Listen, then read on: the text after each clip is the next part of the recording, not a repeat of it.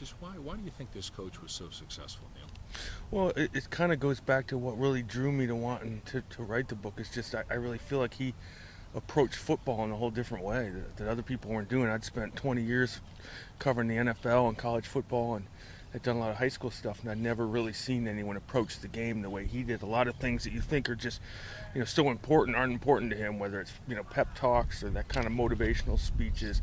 Coaches are such control freaks, and he was someone who really empowered the kids to take over the team themselves. And, those were things that you just don't see in the game very much, and that's kind of what intrigued me so much. So, no motivational speeches, no. No, I call it saber rattling, and it's a sign of weakness. So they have their meetings on Thursday nights, and before the game, coach won't really say anything at all until there's a knock on the door, and then it's I guess it's time to go out. That's all there is. So that he believes that's got to come from each player individually, and that a coach or fellow teammates, shouldn't have to fire you up to go play. That's something that should be internal. That doesn't necessarily make for great Hollywood, does it? Well, when you want as much as they did, it does, because it's different. And they come out arm in arm, and it's just kind of different. And other teams are jumping up and down, and they're just real businesslike. It's almost kind of spooky to see them, when they come out. So, and they've been so successful with it that I think he's really onto something. How about during the game? Does he occasionally yell at a player? Or? Bob's real quiet. No, he's a teacher who almost considers the game the test. So now he calls plays, and he'll do those types of things, manage the game a little bit. But he's pretty quiet. Doesn't wear headphones even. Doesn't have anyone up in the booth. Just calls plays from himself on the sideline, and then he's got a terrific coaching staff, and they've been together a long time. And there's certainly some demonstrative people on the staff. Oh, okay. Some yin to his yang, if you will. Okay. So. Okay. Are you pleased with the screenplay? Does the movie follow the book pretty closely? Well, it follows the 2004 season pretty closely, which was when De La Salle lost, and there were some tragic events that unfolded around the program that year. So that's an epilogue to the paperback version of the book, but it follows that pretty closely, yes. So, we always heard that John Wooden prepared teams, but on the day of the game belonged to them. Right. Do you think he was very much along that line? Very similar. I think if it was up to Bob, he'd go up in the stands and watch from up there. Obviously you have to have someone managing the sideline and personnel and calling some plays, but I think in a perfect world, he would just as soon go sit with the parents and watch the team perform from up there and let it be their thing. How would they celebrate after a touchdown? Because you see a lot of this stuff that goes on for. Well, it's amazing because it's a very humble little school, and that's a real cornerstone of the program. They have a very small, little tiny field where the bleachers actually goes inside the track. There's not one sign or banner that says that they've been as successful or won all these games or state championships. It's just not what they're about.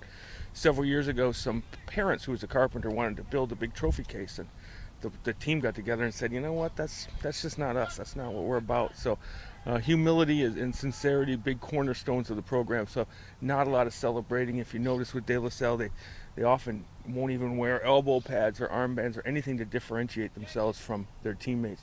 Don't wear any single-digit numbers. They all kind of want to look alike. It's that kind of brotherhood that's helped make them be so successful. No single-digit numbers. I hadn't heard that. Where's Ladacor come from? Like, where do you think this comes from? He played college football and at San Jose State, and he got injured before he was going to start at running back. Blew out his knee, and I think he kind of feels like college football chewed him up and spit him out. And so when he went to coach, he took over this program at 23 years old that had never had a winning season. He really focused on trying to give the kids the kind of experience that he wished the game would have given him. And so it wasn't so much about wins; it was about the experience of it. And yes, it's tough and it's very difficult, and a lot of it's not a lot of fun. But when you finish there, you've really accomplished something difficult, and you've really forged some relationships. Where did he play high school ball? He played that in the San Francisco East Bay, San Ramon. Star player? Yeah, pretty darn good player. Yeah. He spoke here at a local high school close to here about 10 years ago, and he was good, but he was incredibly low key. That's Bob. Just the antithesis of what you'd expect from a football coach. Yeah, he really is the opposite. He's very introverted.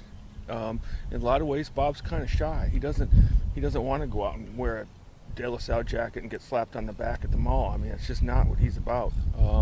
So yeah, he really approaches it from a different level and really works at that emotional level with players and really getting them to kind of bare their souls and share their feelings, and it kind of creates all these different tributaries of emotion that just come out on Friday nights and make this team so much better than the sum of its parts. With the way that he is, was it hard to get him when you told him that you wanted to write a book?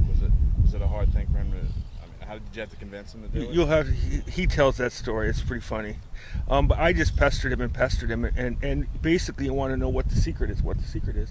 And he said, I can't tell you. He says you just kind of have to be here every day. So I went there every day and spent there every day for a year and kind of won him over with my own work ethic and was really allowed in. And Bob doesn't have anything to hide. He always said, the doors are open. So that part of it was he was comfortable with, and we just kind of forged this relationship that kind of turned into a friendship. So. Most of the time, you were probably his only media guy. Well, yeah, there would be, Friday, it was a big team up there, and during the streak, it was pretty, historic, and they started he playing with these huge. He totally understands he got a job to do and makes time for you. But they were playing those when they first Northern California and Southern California never really played before. So when they first started playing Modern Day in 1998, those were huge games in the state. I mean, I remember there was like 35,000 people at Anaheim, and they had to hold the kickoff for 10 minutes because there's still 10,000 people outside trying to get in.